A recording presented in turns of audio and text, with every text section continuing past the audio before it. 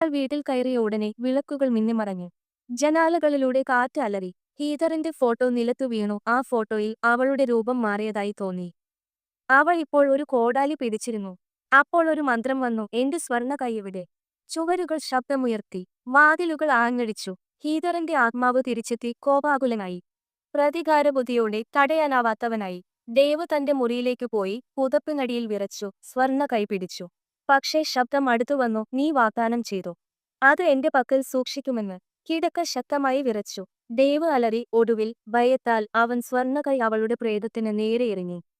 അത് അവളുടെ ആത്മാവിനെ സ്പർശിച്ച നിമിഷം അവൾ വീണ്ടും സുഖം പ്രാപിച്ചു. പക്ഷേ സമാധാനത്തിനു പകരം അവൾ കോടാലി ഉയർത്തി. ഓരോറ്റ അടികൊണ്ട് അവൾ ദേവിന്റെ തൊണ്ട മുറിച്ചു.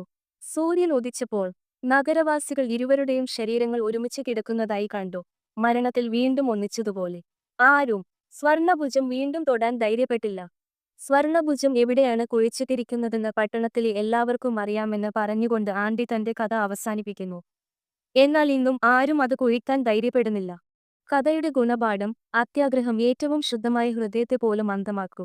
സ്നേഹം ആസക്തിയായി മാറുമ്പോൾ അതെല്ലാം നശിപ്പിക്കുന്നു. മരണശേഷവും ചില നിധികൾ കുഴിച്ചിടാൻ ഉദ്ദേശിച്ചുള്ളതാണ്.